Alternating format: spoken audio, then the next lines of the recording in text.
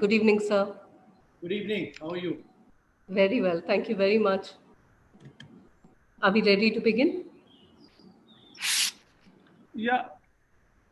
Wonderful. Okay. What's happening is we are still getting participants. We are going to continue admitting those participants. However, from our end, we wish to begin. They can join us as and when they do.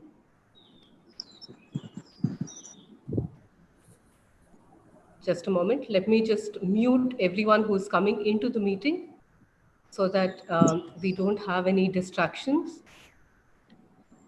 Sorry for the delay. I think we had some technical difficulties, but a big thank you to everyone at Mr. Amitabh Kant's office for fixing this issue.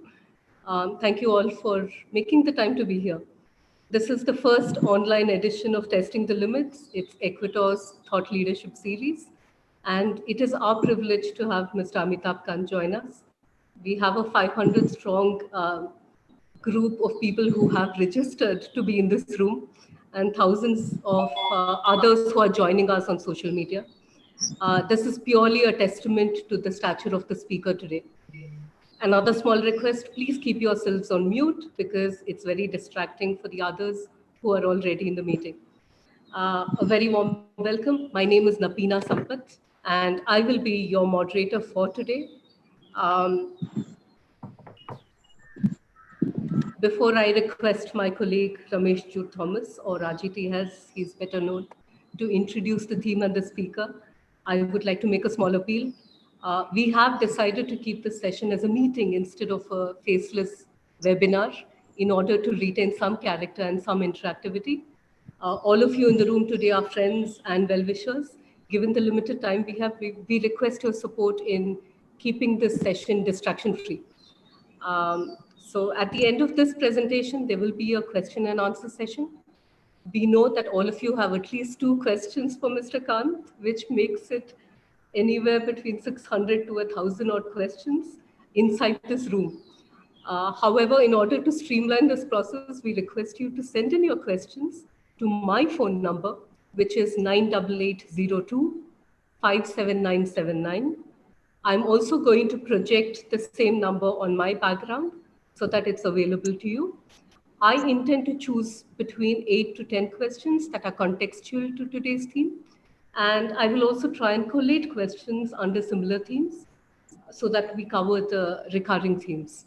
Do send me your questions with your name. Thank you very much. Over to Ajiti. Thanks, Napina, and hello, everyone. It's 4 o'clock here in Bangalore on a Saturday. It's a time normally I, for one, would be catching a small snooze. And here we are. Ajiti, sorry. Yeah. Sorry to interrupt you. Can you move back a little bit, please? Yeah. Yes, please. Yeah. Thank you. You can't see me? Now that's better. You can start. Okay.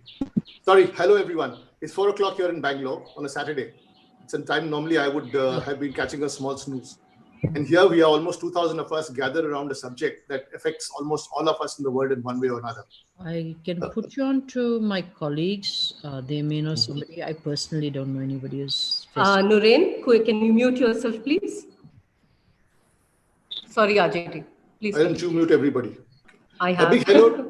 A big hello to all our friends who have joined us from the East Coast and Toronto, where the sun is just peeping out, from the UK, from Shanghai, Colombo, Singapore, and from Jakarta. I'm sorry if I've missed anyone. In the next 7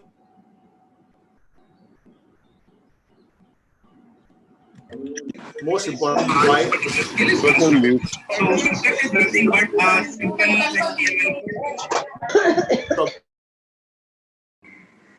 I don't know if you can hear me. Please just unmute yourself, okay? I have a small request. Everyone else, I request you to please stay muted. Ajiti, unmute yourself, please. Only you. Okay, so do you hear me at all? Yeah, but just rewind a little bit and start with Toronto. Okay, no, I was just saying hello to everyone who's joined us from other parts of the world. Shanghai, Colombo, Singapore, Jakarta, and I'm sorry if I missed anyone. So in the next 7 minutes or so, I'm just going to try and cover 3 headlines quickly. Why testing the limits? Why advantage India? And most importantly, why our speaker for today?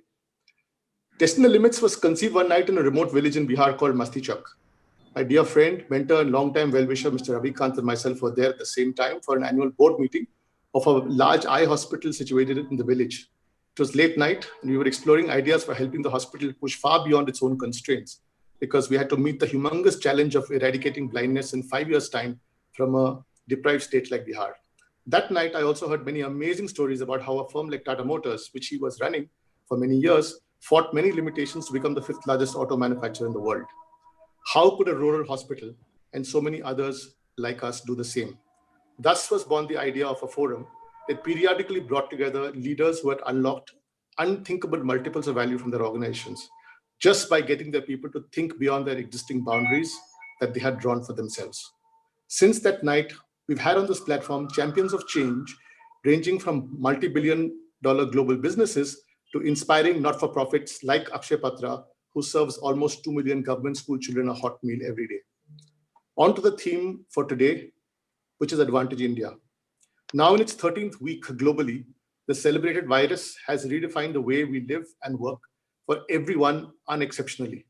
Whether you're called Bill Gates or Boris Johnson, or a migrant labor walking 300 kilometers home to his village, you are still affected.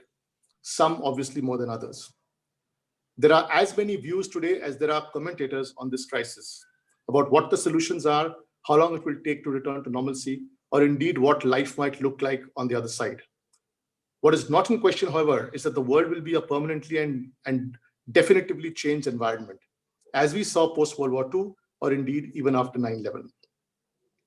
Like we saw in those days, there will definitely be huge challenges of adjustments.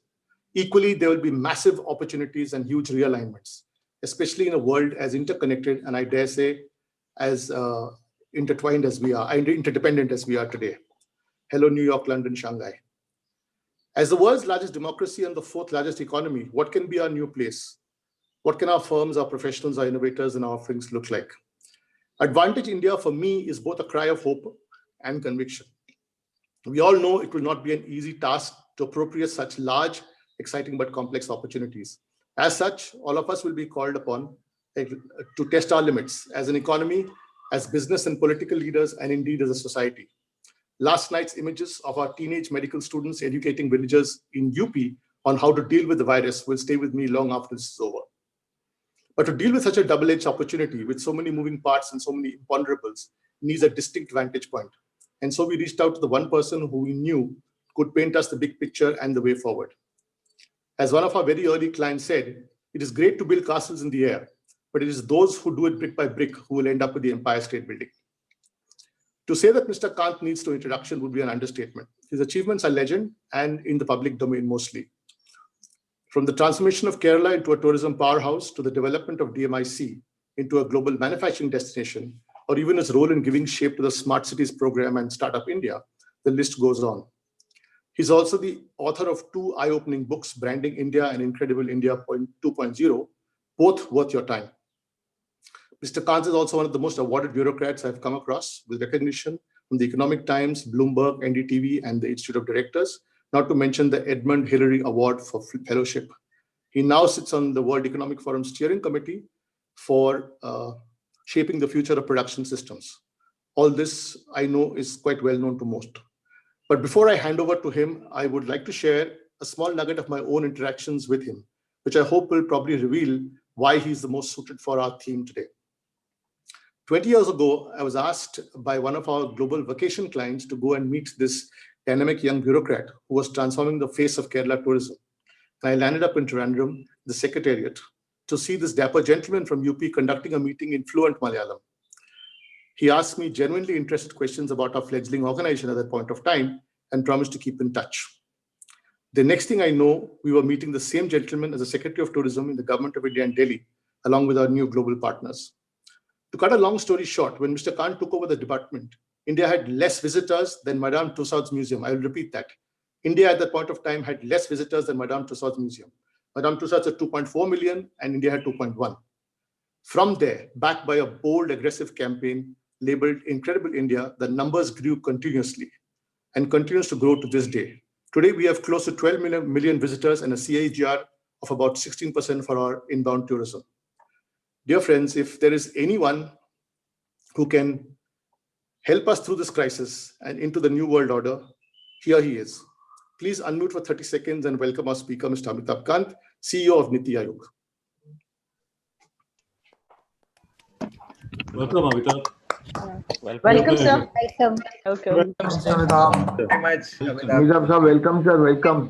Welcome, Mr. Amitabh. Welcome, Mr. Amitabh Kant. Welcome, sir. Welcome, Mr. Khan. Welcome. Welcome, Mr. Mr. Amitabh Welcome Kant. sir. Welcome. Welcome, sir. Looking forward to this. Welcome, sir. Looking forward to listening to you. Welcome, Mr. Welcome, Kant. sir. We are looking forward to a very Welcome, Mr. Amitabh Kant.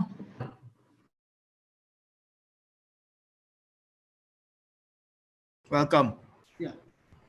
So am I audible that side? Absolutely. Okay. So thanks, Ramesh, for that wonderful introduction. Deeply appreciated. Ramesh asked me to speak on the subject of testing the limits. COVID-19 is the biggest crisis of our lifetime. And I think it has really tested the limits of ideas. It is testing the limits of individuals. It is testing the limits of institutions. It is also testing the limits of businesses. And I think in many, many ways, it's testing the limits of government, of the whole of India, and probably the whole world itself. And therefore, I will dwell on this subject in two parts. One is I'll take you through how the whole of India approach, we've tried to look at this crisis of COVID-19 and how it offers an opportunity to experiment with new areas of growth, because supply chains will get disrupted. There will be completely new areas, and what India should really do to use technology to leapfrog in many of these areas. So let me first look at how COVID-19 crisis was dealt with by India and how it tested the limits of government on the whole of India. One sec, let me try and get this. So if you look at this slide and if you see these countries reported the first positive case within a 10-day time frame. USA, France, Germany, UK, India, Italy, all. And Italy actually reported the first incident after India. Yet the trajectory of India has been very, very different. Now, our approach was really that COVID-19 was a case where there was bound to be exponential growth. Its multiplier impact was enormous, and therefore it would overwhelm a very underprepared health system. There was a huge, at the peak of the crisis, we will not be able to provide our hospitals with adequate amount of protective equipment, with ventilators, etc. And therefore, it was necessary, as they say, we had to flatten the curve. And therefore, we took these measures of lockouts so that we could actually ensure maximum healthcare within this, for this crisis to be handled.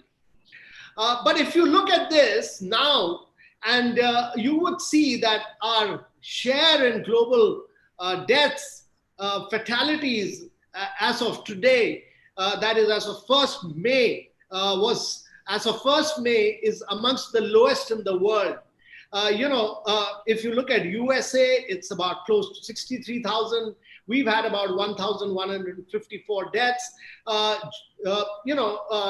Italy has had about 27,000. And if you look at our share in global fatalities till now, we're very, very minuscule, just about 0.5% of the global COVID-19 total fatalities. I think I would like to look at it and compare, because Italy had the first incident one day later. In the week 4 itself, Italy had experienced a 216% growth. And we had, since it was very important that despite reporting first positive case, Italy has seen a huge, huge growth. As you'd see in this graph, you would see India below and you'd see Italy going up. And that was simply because India took a single-minded pursuit of decisions, of very early decisions of stopping travel, of stopping inter-district movements, of Janta curfew, and then the lockdown. Now, I'm taking you through this because this is a crisis which tested the limit of individuals, of innovation, of policy making, of government, of whole of India. And if you look at the comparison of cumulative total cases here, India has not witnessed any major rise in cases until week 4, while Italy, USA, UK, France, they grew at enormously higher rates, and India's total number of cases have remained fairly low till now. And if you look at a 5-day moving average of total positive cases, India is the lowest in comparison to all other countries. And the 5-day moving average of fatalities also show that we are well below the lowest compared to all other countries across the world. Now, if you look at the growth trends, and this is important because the growth trends will show that, and we've looked at, to the right, you will see different indices, that the daily case volumes on day 46, where was Italy as compared to India, and where were we with USA compared to India. And therefore, on day 65, actually, US daily volume was about 25 times more than India's volume on that day. And growth in India of both daily and cumulative cases continues to be linear, lower, much lower, and totally non-exponential. I'm saying this because actually, some countries tried to save their economy, and in the process, they have not been able to save their lives, nor they have been able to save their economy. And in India, there's been debate on both lives and livelihoods. But if you look at it, India actually in the initial phases had a very, very stringent lockdown. And this particular Oxford study says that India's actually measurement in the first 3 weeks was the most stringent in the world. But this has yielded positive results in containing the spread of the virus across India. Because we must understand that we are a very, very large country. We are bigger than 24 countries of Europe. And therefore, a 1.4 billion population, if community spread would have taken place across the country, it would have been very difficult. And therefore, stringent measures were necessary at that point of time. Again, I'm showing you the stringency comparison of India was one of the highest in the world as compared to the other countries. It's important to show this with reference to USA, because in the USA, where they've lost over close to 70,000 lives, they have tried to, because of their belief that economy must go on. And the lowest figures of economy which have come in have shown that the US economy is actually really crashed. It's crashing, it's tumbling in a very big way. So nor have you been able to save lives, nor have you been able to save economy, whereas in India's case, you've been able to save lives, and now we'll focus on the livelihood, which I'll come to as we go along. Now, the lockdown effect, actually, if timely decisions had not been taken, cases would have actually crossed over 10 lakhs. From what we are seeing today, cases would have crossed over about 10 lakhs instead of about close to 30,000 that we are saying right now. This would have been the impact of very stringent measures not being taken in the case of India. I'm also showing this that the case growth in India actually at about 33, we are still not seeing any exponential trend observed. We've had a very calibrated strategy to prevent the loss of, throughout this lockdown, as we've grown, there's been a lack of very exponential growth in India's case because of these firm measures. Now, there's been some challenge about that India has not been testing enough. And now we've gone to over about close to 60,000 tests a day. It has risen from about 1,600 tests to 60,000 tests a day. And actually, our positive cases had gone up to 4.7%. They went up to 4.7% as we increased to about 30,000 cases. Then at about 60,000, actually, it has come down to 3.4%.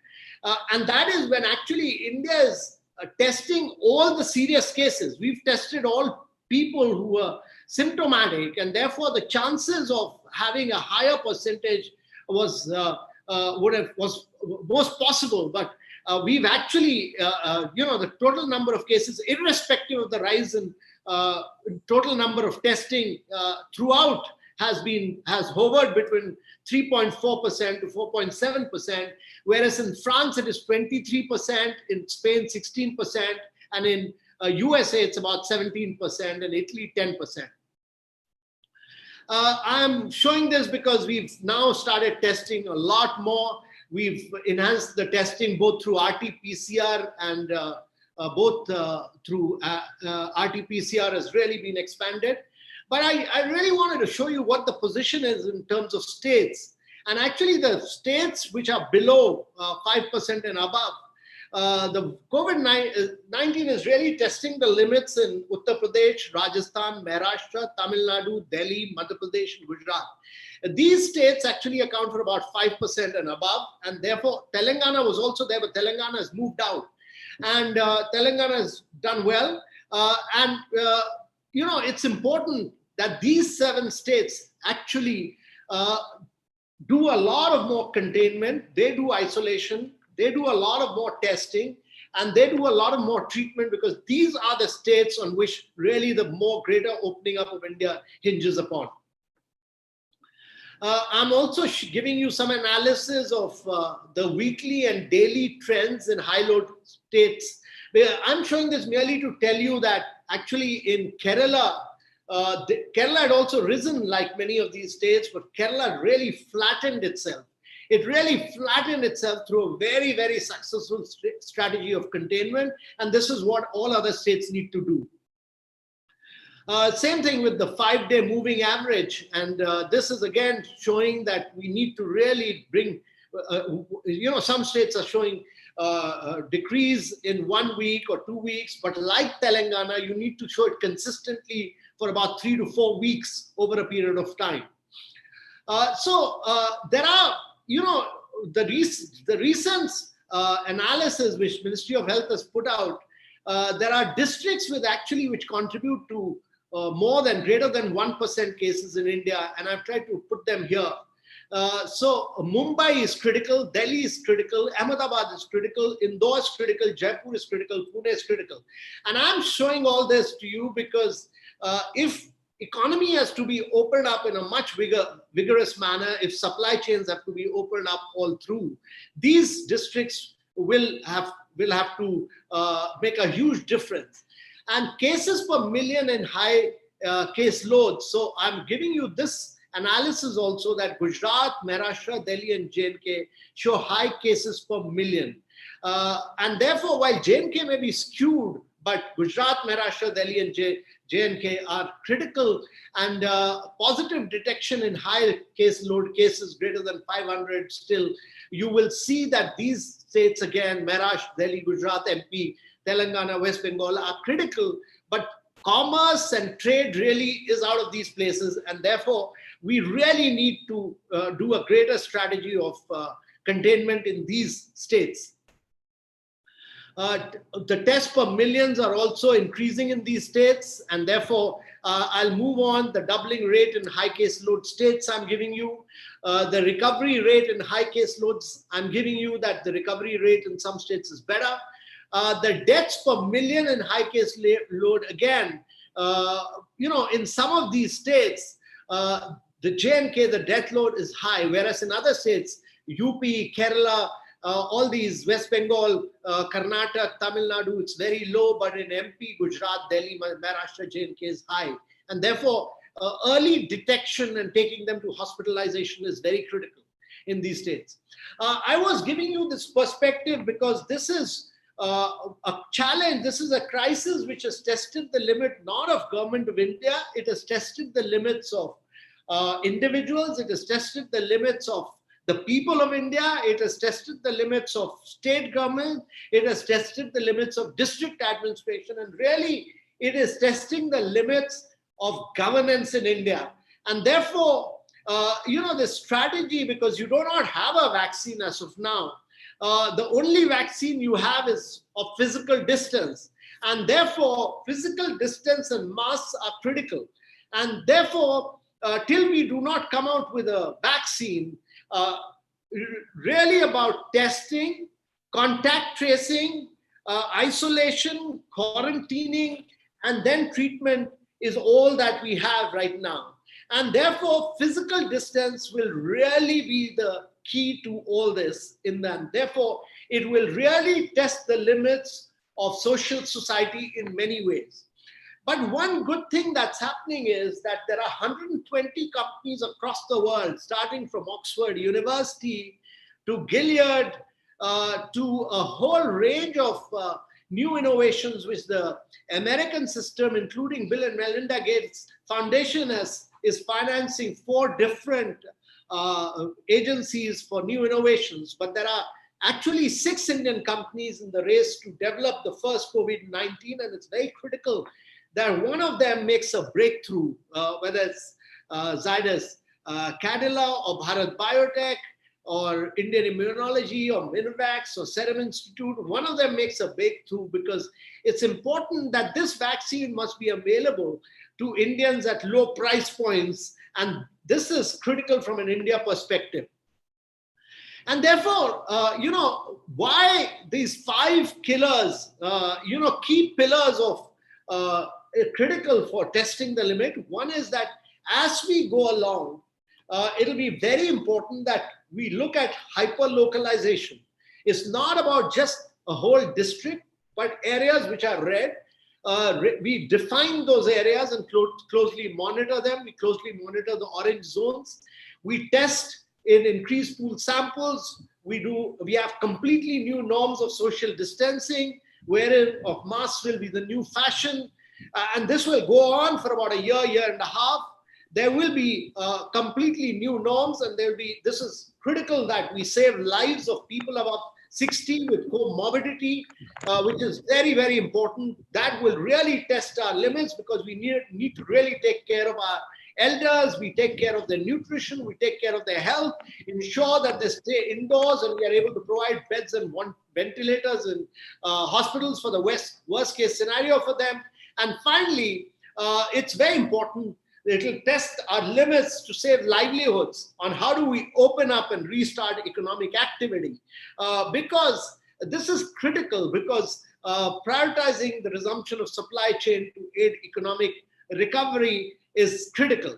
I'm making these points because we not only have to win the battle of lives, but we need to win the battles of livelihoods. And why it's important is because while we may win the battle against coronavirus, we may be able to contain it, but it's very important that we must ensure that people do not go below, vast segments of India's population do not go below the poverty line. It's very important that we are able to bounce back.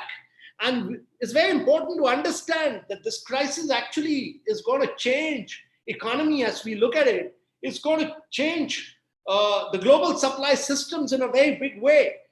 Because so far, hitherto, China has been the biggest supplier in the global economy.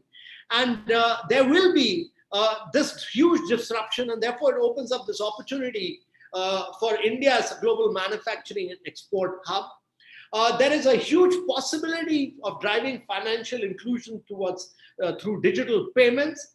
And I would really like to say that we need to experiment with new areas. And therefore, my belief is that the only way India will be able to catch up with the rest of the world is by using technology to leapfrog across sectors.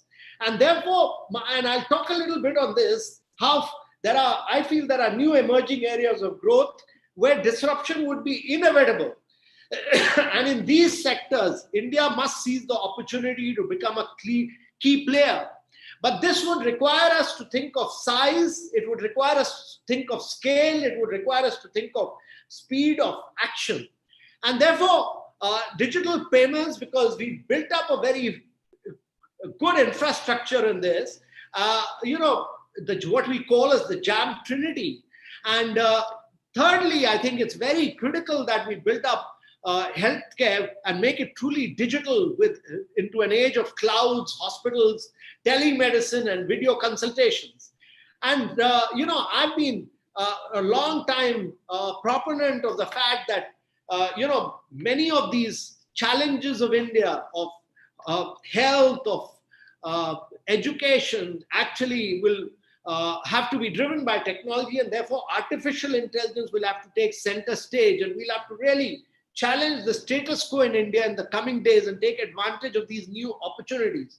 Unless we are able to do that, it will be very, very difficult for India to bounce back in a big way. And, it's important because to realize that actually post World War II, there was a huge crisis, and actually Japan, South Korea, Taiwan, China all grew at rapid rates for long periods of time on the back of crisis. They all went through crisis, but they came back with an innovative ecosystem, with a technologically leapfrog, and they brought in structural reforms. And that is what India needs to do on the back of the COVID-19.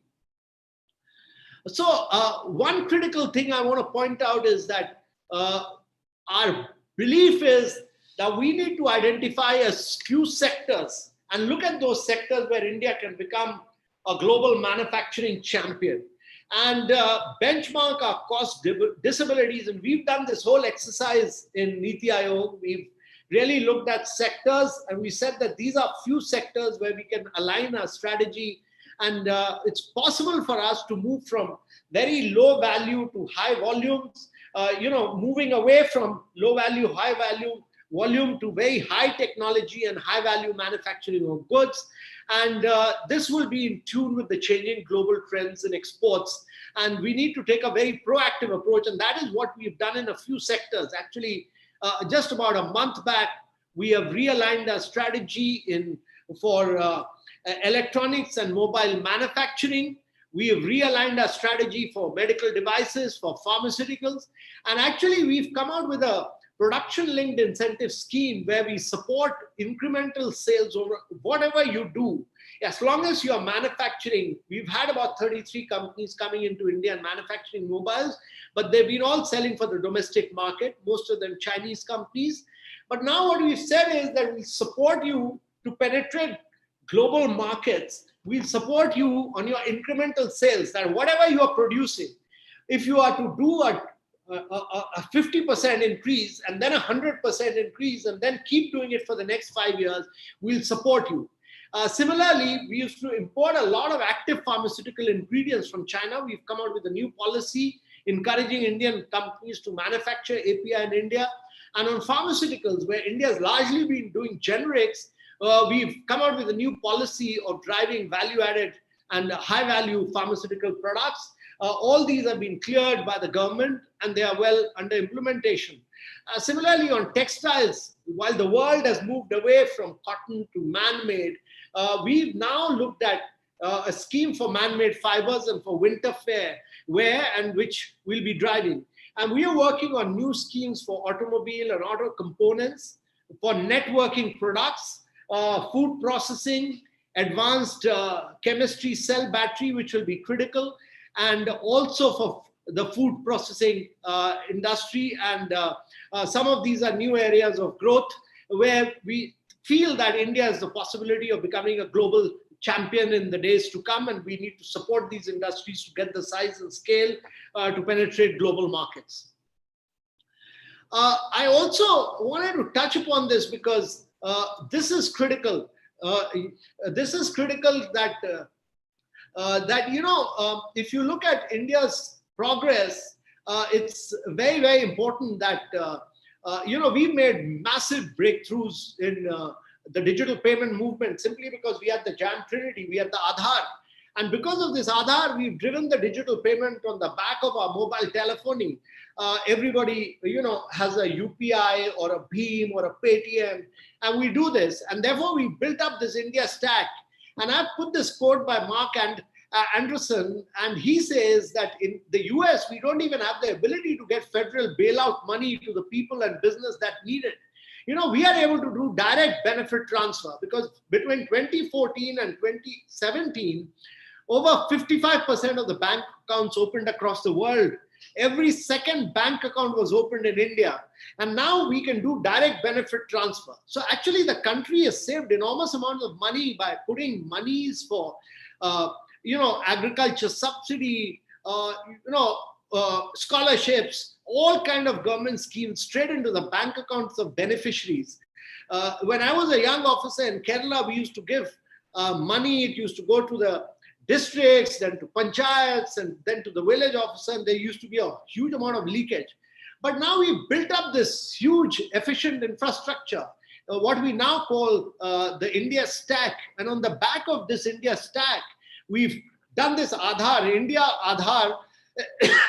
The Aadhaar coverage is over 90%. We have the monthly UPI transaction, which is enormous, which is doing 1 billion transaction a month.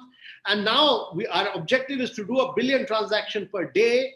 We have the Jan Dhan bank accounts. We have the DBT enabled savings. We have the registered taxpayers.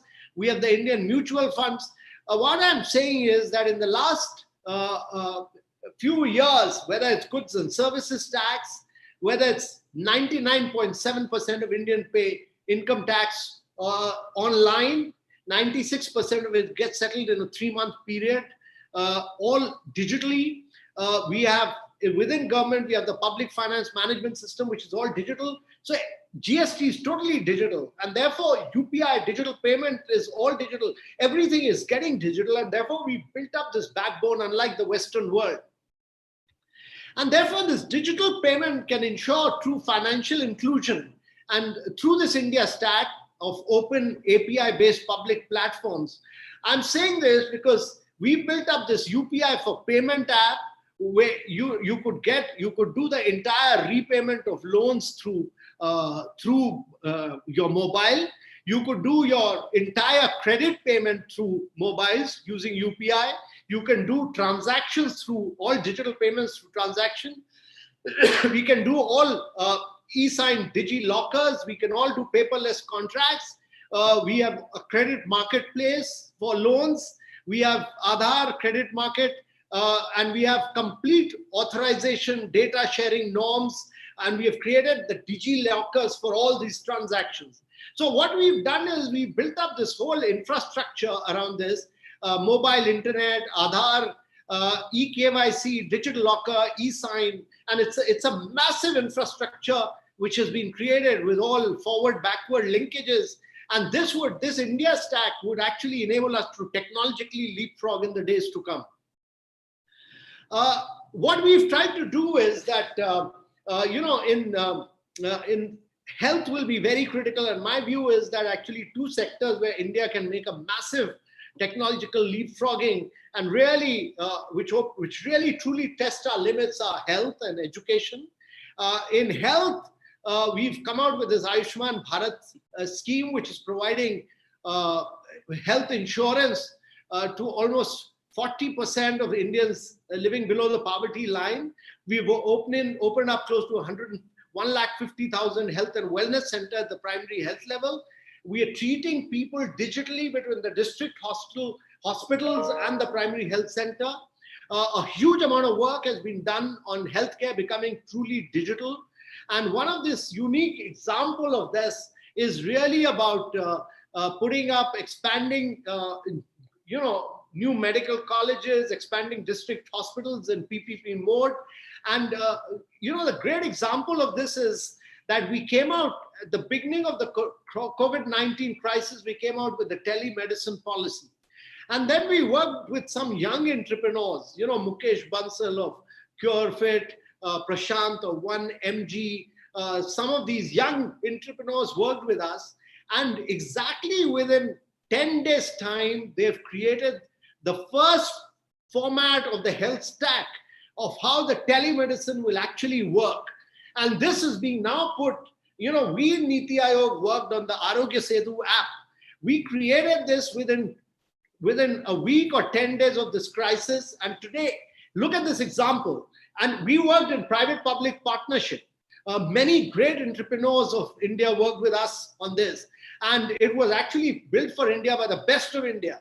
And we've had more than 81 million downloads. Is, in a very, very short time, it's the fastest ever mobile application to reach 50 million downloads in just 13 days. And what it's demonstrated, actually, what this Arogya Setu and the telemedicine health stack has demonstrated to us, that if government works, it tests its limits and actually works in private-public partnership, it's a very, very formidable combination. And therefore, we've done, Arogya Setu has really become the unique model where 3 million plus people are self-assessed as unwell. We're doing about 150,000 calls made to check on symptoms, 20,000 people identified at risk through Bluetooth contact tracing. We have state-wise and district-wise dashboards. And I really think that, artificial intelligence will be India's unique opportunity.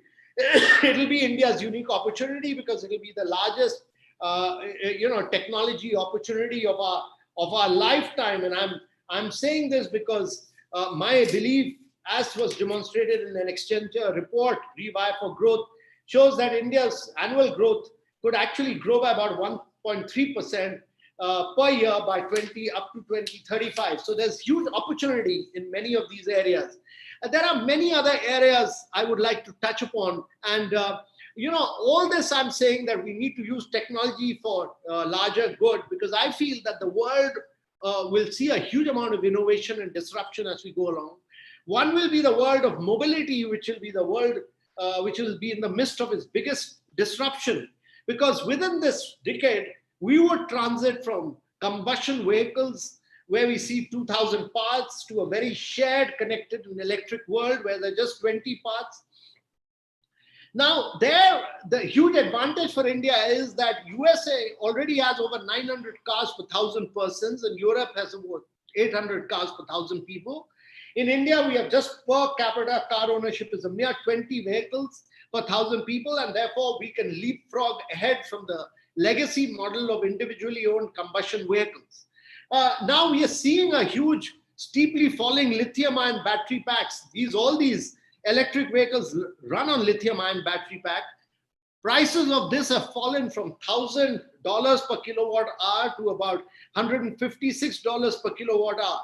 And we in government have supported this movement by a lower GST tax structure, 5% as compared to 28%, given tax deduction on interest for loans up to 1.5 lakhs. We've come out with a new FAME scheme. And, I've been quite delighted to see established players like Bajaj and TVS launching their electric models. And we've also seen the emergence of very innovative startups in EV. Ather, Okinawa, Revolt, Tok, all these are two-wheelers, many of them from Bangalore. And they've reached price parity with conventional combustion vehicles, even on initial cost of ownership. So that will be a huge area of growth and transformation in the days to come. The second area which presents a very enormous economic opportunity is the domestic manufacturing of lithium-ion batteries itself. This is the electric vehicle's most expensive component. It accounts for about one third of the price of EV. And therefore, I personally feel that 80% of the value capturing of battery manufacturing we can do here.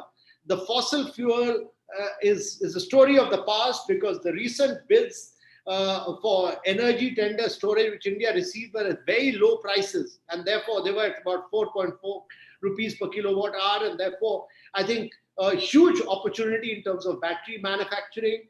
And I think I've spoken about artificial intelligence, but one area which really holds a possibility of massive transformation, and that I think is very critical when we talk about technology, is the area of fifth generation mobile network technology.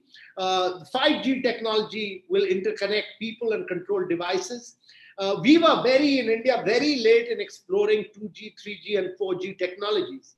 But 5G will be another world, because what we will see in the 5G world will be that the experienced data will see a 10x jump.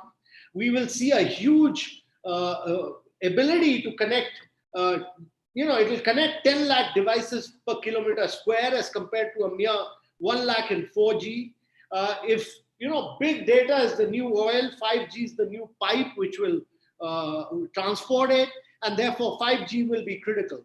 And the last area, which I think is very, very critical for India's viewpoint, where I think we should really drive innovation, is the area of genomics, which will, to my mind, really, it would understand the structure of the genome, including the mapping genes and sequencing the DNA.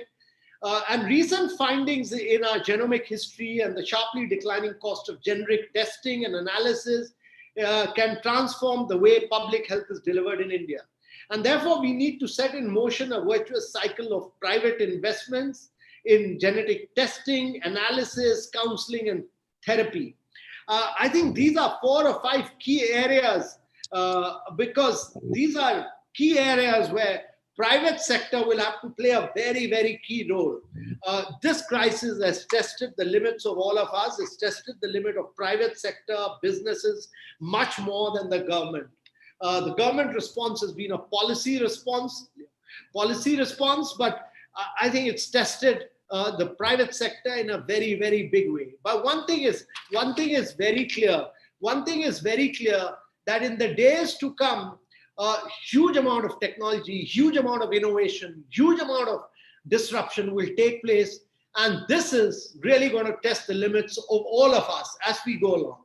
And therefore, whatever we can do in private-public partnership, we'll be very happy to drive it. I'll be very happy to respond to any query that you may have. Thank you very much.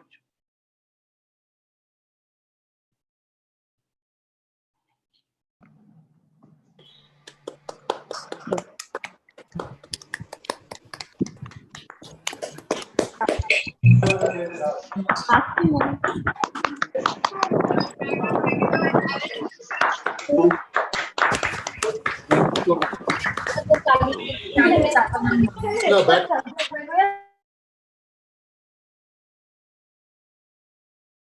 Thank you for that, sir. Truly, that was a very refreshing spin on testing the limits. I'm not sure whether we ourselves had thought about it the way you did. Thank you for that. What I'd like to now do is I'm overwhelmed, frankly, by the number of questions for you, but that is to be expected given your popularity, as we have seen on this meeting itself.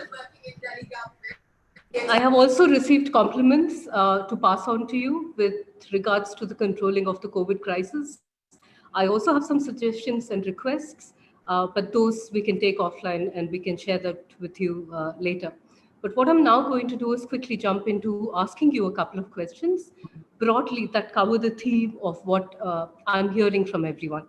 So the first one has to do with the shape of the recovery. I hear more than one person tell me that we hear about alphabets like U, V, L, and so on, but we're now also hearing about a swoosh. Does Mr. Kant have a view on the kind of recovery we can expect? This is a question from Mr. Swapan Seth. So there are 2 challenges to my mind. One is that, there's a need for very massive structural reforms in the Indian economy, and what kind of a crisis, what kind of a recovery we have will be a function of what kind of support eventually the government ends up giving to both our MSME and to certain sectors which are going to be really, facing a huge financial challenge. The government has provided a welfare package. The RBI has come out with, I would say, a 2.5 packages of their own in terms of providing a whole range of policy measures.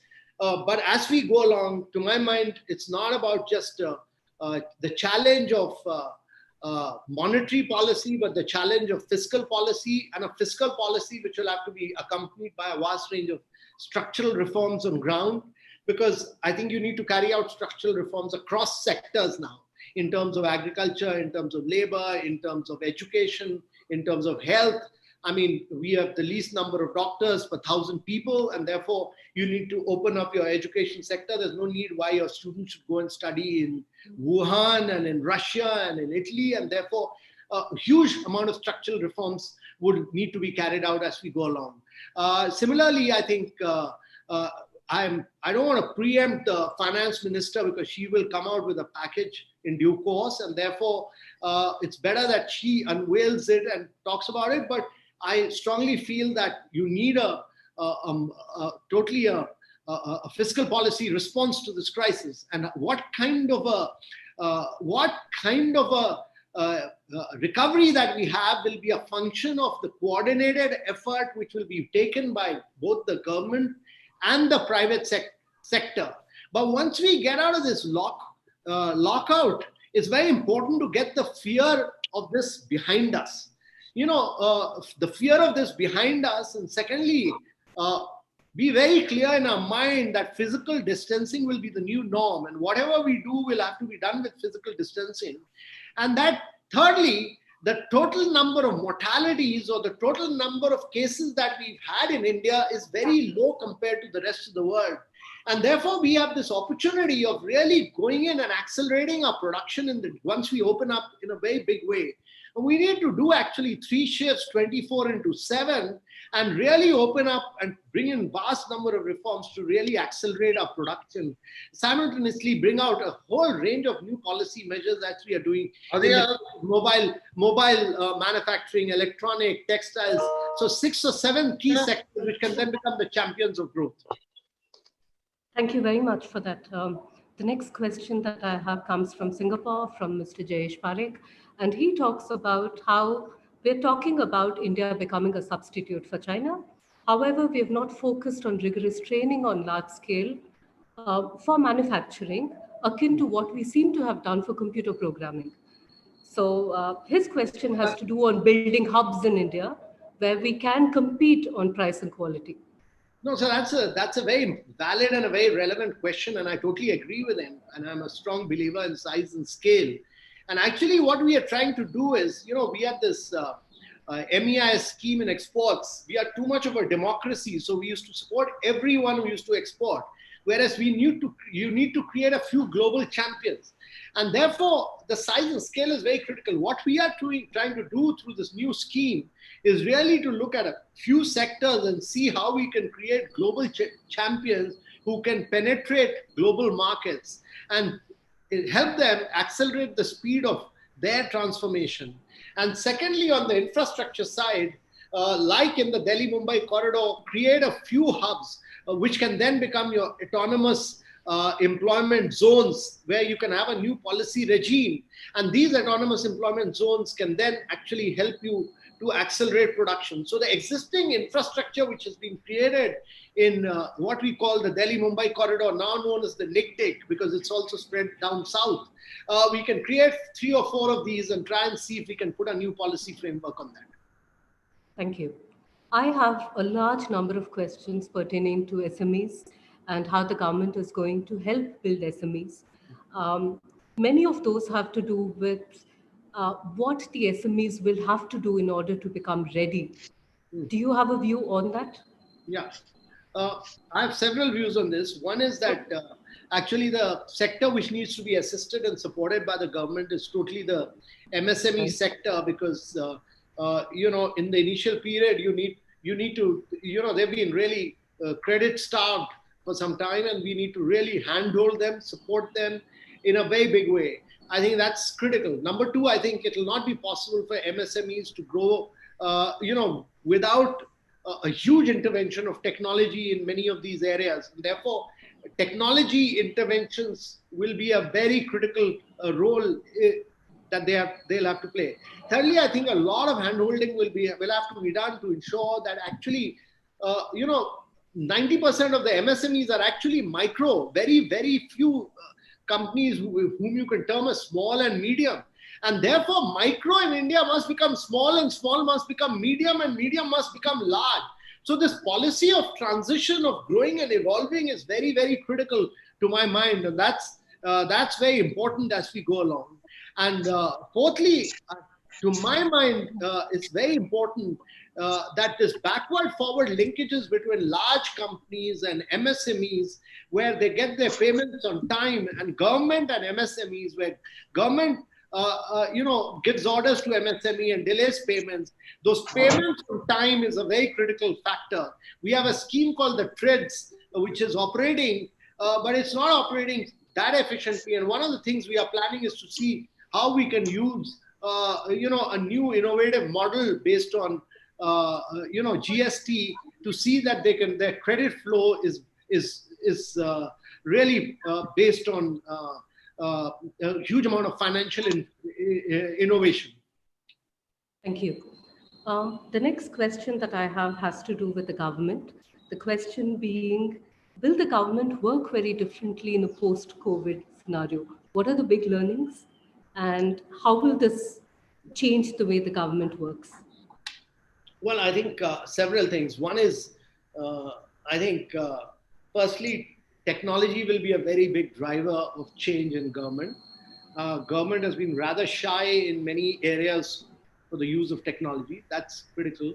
The use of technology and especially use of conferencing facilities. At the drop of a hat, we had people coming from all over India coming to Niti Aayog for meetings. All that will end. This will all happen through WebEx or Zoom or whatever you want, all this format. Secondly, I think as long as you are able to define a clear outcome and an output parameter for officers, a lot of work can also happen from home. So work from home, even in government, will become the new norm. And this is critical. I've seen this in Niti Aayog itself, that everybody is working. We're just telling them what is your outcome required, and they're all delivering. Actually, they're delivering it in a far more efficient manner than what they did while coming to office. So I personally feel that you can have greater levels of efficiency, much greater levels of efficiency by working from home. That will happen.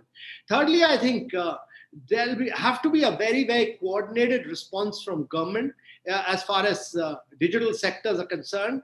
There are 5 or 6 sectors which we'll have to identify where we can use technology to become a global champion. And those are sectors like health, education, manufacturing, 5 or 6 sectors, including financial inclusion, where the huge opportunity for India, which has created the back end, the infrastructure already, where India can become a global champion.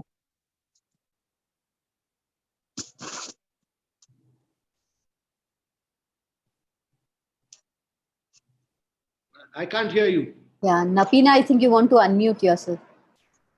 Yeah. Sorry about that. The next question was, is this an opportunity for the government to push through some big reforms with regards to legal, labor, land, and so on? Is this a crisis, that has given us an opportunity? Yeah, this is a massive opportunity. I don't think we can have a better opportunity. All the reforms, and India was really crying out for reforms in many areas. And I think this is an opportunity to carry out big ticket reforms in agriculture, because there are too many middlemen in agriculture sector. So you need market-based reforms in agriculture. There's a huge opportunity in terms of food, public food distribution. There's a huge opportunity in terms of health. There's a huge opportunity in terms of education. There's a massive opportunity for conclusive land titling, because India doesn't have conclusive land titling. There's a massive opportunity for that. Some of these are very key areas of reforms. And I think if you look at the ease of doing business, we've done very well. We've jumped up over 77 positions, but we are still 65th, and enforcement of contracts is a major challenge. On enforcement of contracts, we still lag behind. And that's an area where there's huge reforms. And I think more than anything else, this is an opportunity for judiciary, for judicial reforms in a very big way. Thank you. The next question has to do with new sectors that are going to be born post this crisis. We have already heard about manufacturing of medical equipment and so on. In your view, are there new sectors that you believe will see the light of day? Yeah, so I was actually quite amazed, because it really tested our limits as far as the supply of personal protection equipment, ventilators, masks was concerned. And what it demonstrated to us that within a month's time, we have now 140 textile companies of India. And this really shows the ability of India to test its limits. 140 textile companies which are now doing manufacturing of PPEs in India, not only for India, but for the rest of the world. So India can actually become a great exporter of, a big exporter of PPE equipment. Similarly, in ventilators, actually there are two companies, Scanray with Bharat Electronics, which has got an order of 30,000 ventilators, and another with called young startup called Agua, which has been supported by Maruti. Both have done some remarkable work in terms of production of ventilators. And what both Tatas and Mahindras have demonstrated are their ability to get into new areas of production like ventilators. And these, to my mind, shows our ability, and a vast number of new companies have come into making surgical and N95 masks. So what it demonstrated to us was this ability to create Indian companies when quickly get into new areas of manufacturing when there is a crisis. And there's no reason why in a whole range of areas where we import goods from China, why Indian companies should not be manufacturing those goods. And actually, it really tests the limit as to why we should not have a crisis more often to make Indian companies to manufacture in those areas, and all of them can become global champions. So, we are really going to push Indian companies into manufacturing in areas where we are importers. Thank you. The other question has to do with public health going forward. This is an area of supposedly major change on behalf of the government through policy and so on. Will there be more investment and more resources allocated to public health? One thing is very clear that, we are going to face a challenge in terms of resources in the coming months. But one sector which really needs greater resources is our investment in health has been hovering around 1.4 to 1.5% of our GDP. We need to take it to about 3.5 to 4%. This government actually has pushed on health because of the National Health Assurance Scheme. The Ayushman Bharat scheme has really two major components of it. One is of the insurance component of it, and the other is creating 150,000 primary health and wellness centers, which are digitally linked to the district hospitals. So all these are big challenges, but I think health is one sector which will have this is really the moment where we need to push for greater spends and greater outlays in the health sector. And I think this is what the government will do. Please unmute. Yes. Most number of questions that I have received have to do with liquidity. Yeah. And this has to specifically do with liquidity for MSMEs. Do you have a specific view on this? I know that you've spoken about it already, but on liquidity itself, is there something you wish to? I think, it's a very important question. And I truly realize this, that there is a need to ensure that there are credit flows for MSMEs, adequate credit flows. The RBI has taken a series of measures on the monetary policy side already. It has given you this 3-month window, but I'm waiting for I'm sure the finance minister will soon come out of the package, a fiscal policy response, which will take care of our MSMEs for sure. Thank you.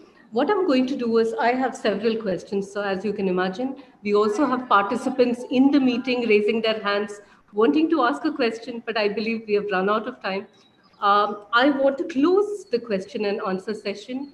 I do want to invite Giripala, who's a long-term ally of Ecuador, to propose a vote of thanks. What I intend to do is I will reach out to each one of you and ask your questions, collate it, and probably share it with you, sir. And at some point in time, I think people will look forward to receiving a response from you. No, sure. Actually, we can have another session after 2 months so that I can respond to all the queries. How nice of you. Thank you very much for that. Because I'm sure the government... Service sector, please. No, the government will take a series of policy responses to many of these issues in due course as they go along.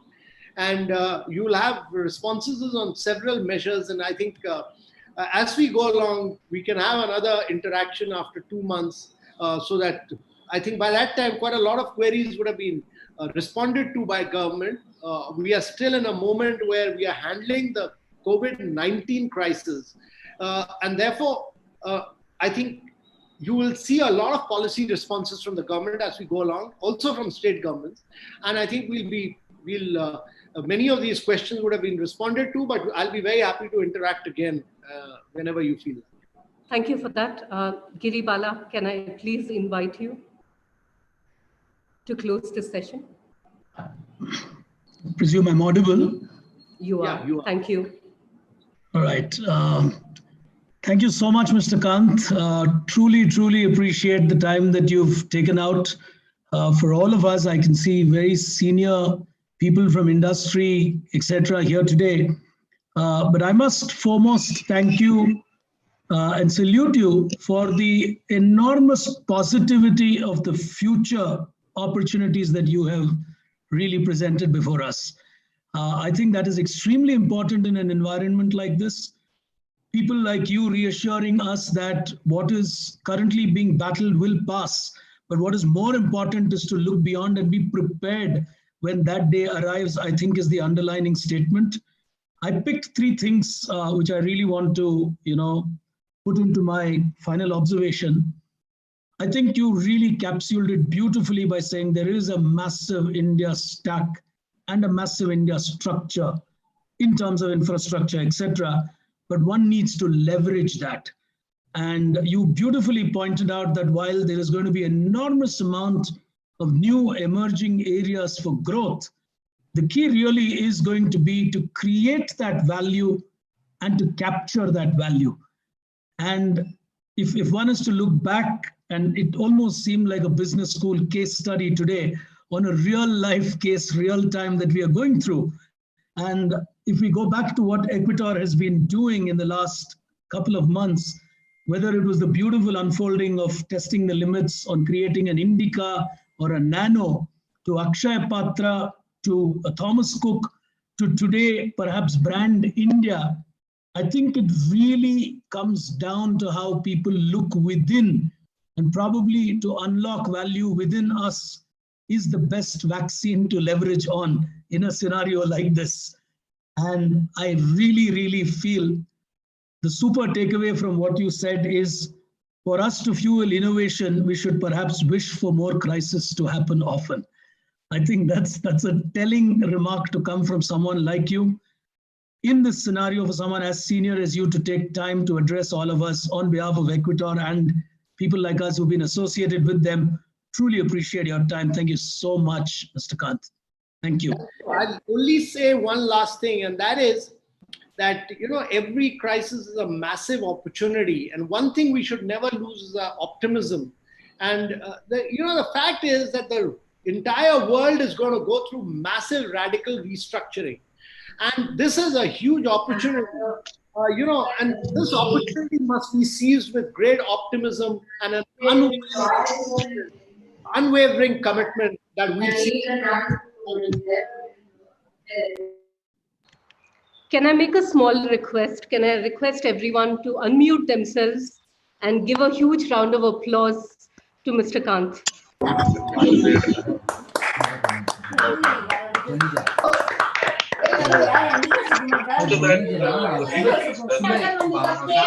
Great. Thanks, Mr. Kant. Sir, thank you very much. It was a pleasure. Thank you very much.